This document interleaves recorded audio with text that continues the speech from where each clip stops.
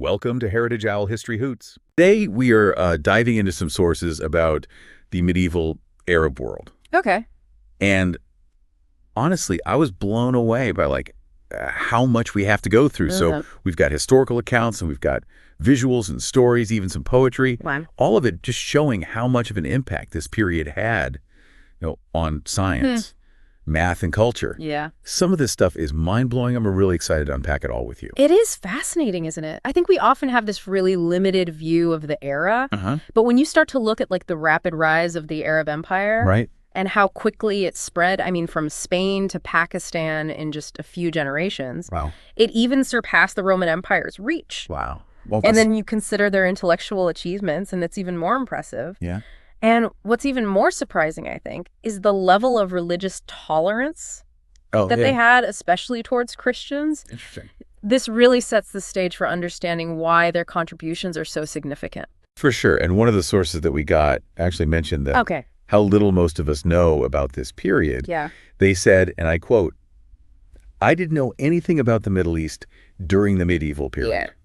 And I felt that. Yeah. How do we learn more about this in school? That's a great question. Yeah. And I think it highlights why we're doing this deep dive. Yeah. You're absolutely right. We tend to get this Eurocentric version of history. But the sources really paint a picture of a world that was just brimming with scientific discovery, Right. intellectual exchange, and just cultural innovation, all waiting to be explored. It really does. Yeah. So, for example, there's some incredible scientific advancements during this period. Yeah.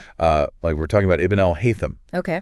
And his book of optics challenged everything people thought they knew about how we see. Really? He proved that we see because light enters our eyes, not the other way around. Wow. Which was a totally revolutionary idea. Oh, especially since people like Ptolemy believed it was the opposite. Yeah. It's true. Ibn al-Haytham's work really laid the foundation for modern optics, and his influence can be seen in a lot of thinkers after him, even Da Vinci, centuries later. Wow. Okay. He didn't just make these discoveries, he fundamentally changed our understanding of the world. And then you have Al-Khwarizmi, who basically invented algebra. Oh, wow. Can you imagine, math without algebra? I can't. I mean, not to mention he came up with algorithms and even the concept of zero. Oh, wow. Come on. That's incredible. It really is mind-boggling to think about how math would be different without his contributions. Yeah. And I mean, the word algorithm itself comes from his name. That just goes to show you the impact that he had. For sure. His work revolutionized mathematics and really paved the way for advancements in everything, from science and engineering to even technology today. It's crazy to think how much we owe to this one person. I know, right? And then, get this, 2/3 of the stars that we see in the night sky have Arabic names. What? Because Arab scholars were mapping the heavens centuries ago. That's amazing. They were using things like the astrolabe to chart the stars, right? Yeah. Incredible accuracy, too. Wow. And their observations, their calculations, it formed the basis for, astronomical knowledge for centuries. It's wild. This wasn't just some passing interest for them. Astronomy was a major focus of their intellectual pursuit. It makes you think, what else did they achieve that we don't even know about? For sure. So moving on from the science-heavy stuff. Okay. One of the sources we got talked about the history of coffee. Oh, cool. And traced its origins back to Yemen. Oh, wow. Yeah, so coffee. It's so interesting to think about how it all started in Yemen. Yeah. And it was initially used by Sufis to stay awake during their religious practices. Oh, wow. And just from these humble beginnings, it spread across continents, across cultures, and it's become this global phenomenon. It's everywhere. I know. And it shows you how interconnected the world was even way back then. Yeah. I mean, think about it. Yeah. Your morning cup of coffee has a history spanning over 500 years.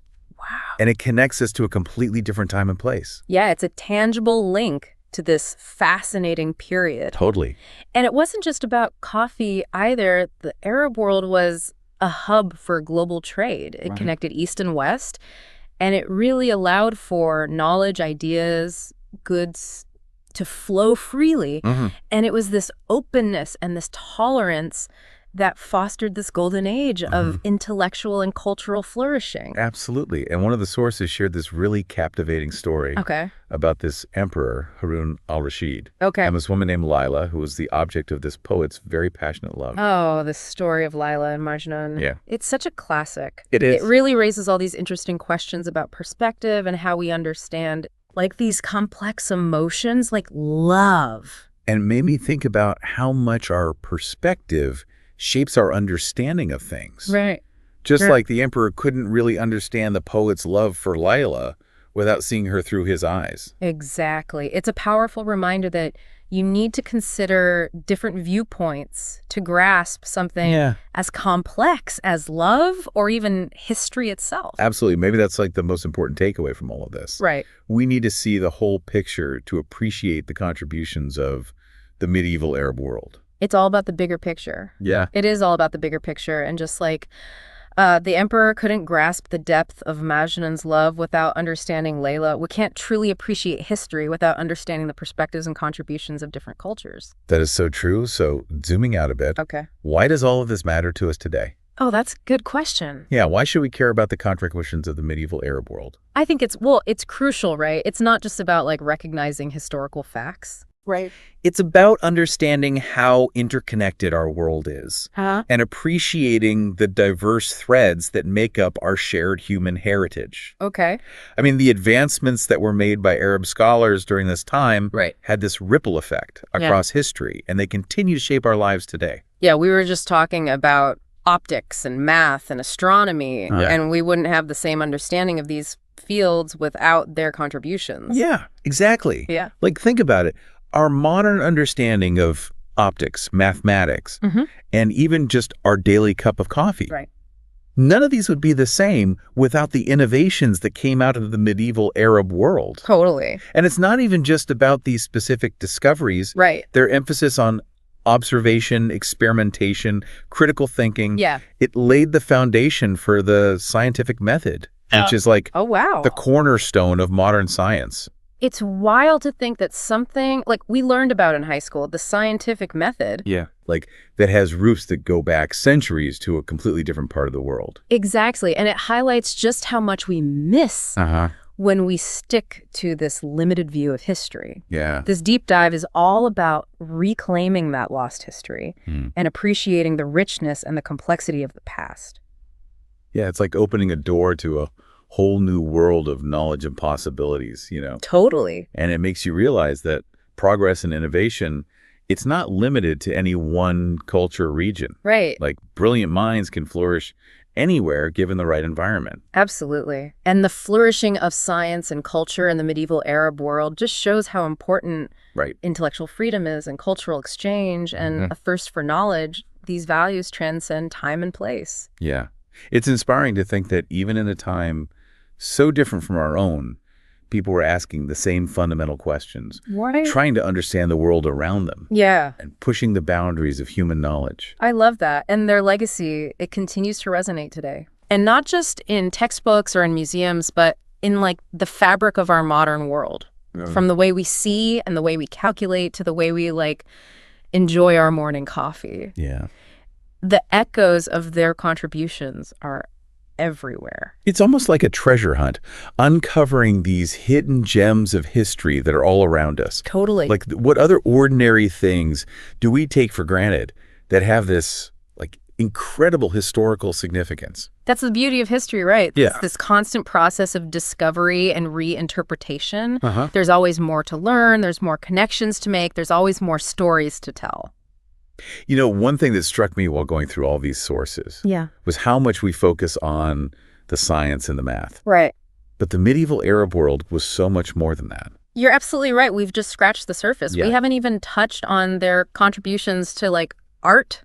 Oh, yeah. Literature, philosophy, architecture. I mean, the list goes on. One source talked about Arabic literature. Okay. And how it, with its like intricate storytelling and fantastical elements, actually influenced European storytelling traditions. That's a great example. Yeah. And you can see the impact of Arabic storytelling in works like 1001 Nights, which captivated imaginations across the globe. And it still inspires writers and artists today. Yeah. It's amazing to think about how these stories traveled across borders and through time, like connecting people from different cultures. It wasn't just storytelling. Arabic poetry. Oh, yeah. With its emphasis on beauty, rhythm, and emotional depth, played a huge role in shaping literary traditions worldwide. Wow. I mean, think about the works of Rumi. Right. His poetry continues to resonate with people across cultures and centuries. It's like those poems tapped into something universal, something that speaks to the human experience no matter